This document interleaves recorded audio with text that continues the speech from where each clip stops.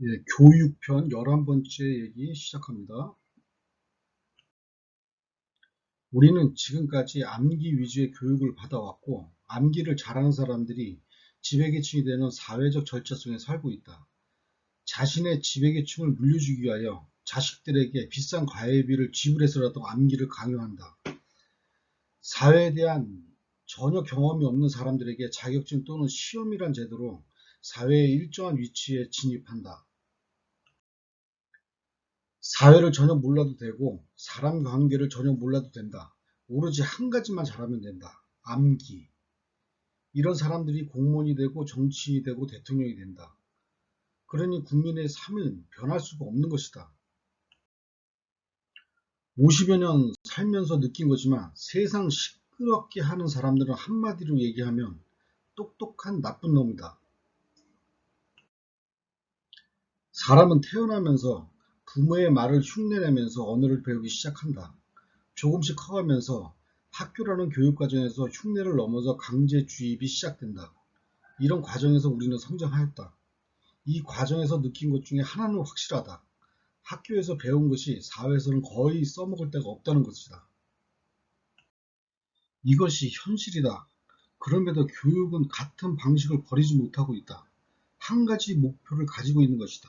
학생들을 나누고 구분하기 위한 방법을 암기력으로 그 기준을 하고 있는 것이다. 우리뿐만이 아니라 거의 전 세계가 암기력을 기준으로 하고 있다. 나는 이런 틀을 변화시켜보고 싶다. 교육과 사회 시스템의 전체적인 변화가 없다면 이 문제는 해결되지 않는다. 이제부터 그 변화를 머리 맞대어 논해보자. 교육이라는 것은 학생 개개인의 고유의 특성을 찾고 그것을 성장시킬 수 있는 기관으로 바꿔야 한다. 우리의 삶을 들여다보자. 내가 잘하는 것이 있는가 하면 내가 하고 싶은 것이 있다. 그런 선택의 갈등은 누구나 한 번씩 하게 된다. 아주 자연스러운 것이다. 그런데 이런 갈등을 대부분 사회에서 하게 된다. 학교 다닐 때는 너무 바쁘다. 암기하느라.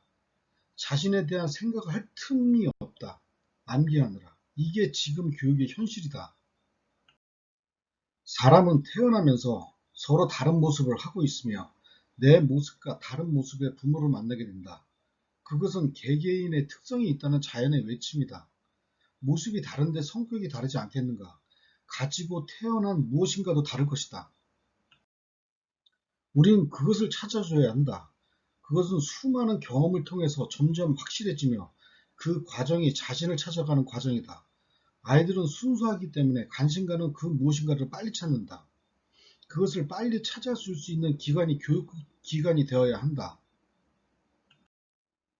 수학을 좋아하는 사람이 있는가 하면 달리기를 좋아하는 사람도 있다.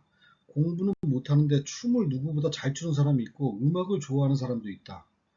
좋아하는 것에 대한 성과를 내어 그것이 학업 성적이 되어야 한다. 좋아하는 것은 누구나 열심히 하게 된다. 그것은 본능이다.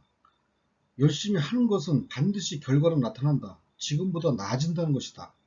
우린 이 느낌을 알게 하고 그 결과가 주는 만족감도 알게 하여야 한다. 나중에 바뀔 수도 있다. 허나 아이들이 나아지는 과정을 체험했을 때 그 어떤 일을 하더라도 열심히 할 수 있는 것이다. 채점 방식도 좋아하는 일의 성과를 50%, 인성 30%, 기본 과정 20%로 하는 것이 어떨까 생각해 본다. 초등학교, 중학교 과정은 이들이 좋아하는 것이 무엇인지 발굴하는 과정으로 하고 수많은 토론으로 인간관계를 정리시키는 과정은 어떨까 생각해 본다. 예를 들면 역사는 아무도 경험한 사람이 없다. 기록을 책으로 만든 것이다. 즉 책을 쓴 사람의 의도가 더해진 것이다. 서로 상반되는 해석을 할 수 있음에도 국정교과서라는 책을 통해 평가를 한다. 기록물을 알려주고 스스로 해석하도록 해보자. 그 과정에서 다양한 시각을 볼 수 있을 것이다. 역사에 누군가의 의도가 첨부되는 순간을 역사 왜곡이라고 부른다. 춤을 좋아하는 아이들은 춤의 종류별로 배워보면서 자신이 좋아하는 분야가 어떤 것인지 알게 하자.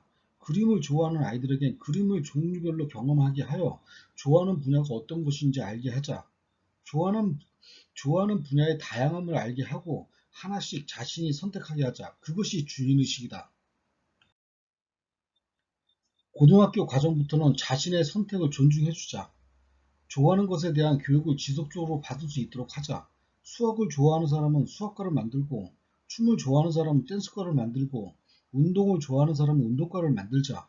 좋아하는 것에 대한 평가를 가장 중요하게 하자. 산업과 연계하는 방안을 제안해본다. 우리나라의 기간산업이 되는 기업은 계속 육성되어야 한다. 기간산업을 육성하는 전문화된 교육과정을 추가하여 자신이 선택하게 해보자. 좋아하는 것, 자신의 선택을 존중하면서 발전시키자. 반도체라면 반도체 고등학교에서 대학까지 만들고 다닐 수 있었으면 한다. 교육도 현재 근무하는 사람들로 구성되었으면 한다. 그래야 그 분야에 살아있는 교육이 가능할 것이다. 하나의 과정이 아닌 개성을 바탕으로 한 고유의 교육 과정이 무수히 생겨날 것이다. 그 부류의 사람들 사이에서도 경쟁을 하게 될 것이다. 좋아하고 자신이 선택한 경쟁은 스스로 성장시킬 수 있는 것이다. 교육비는 기업의 사회 기여도와 국가 기여도로 일부를 포함시키고 개인의 사회적 창구도 제한해본다. 기업의 자발적 후원을 우선으로 모자랄 경우 국가의 일부 예산을 활용케 하자. 또한 학생의 교육비는 성공해서 갚는 구조로 하자.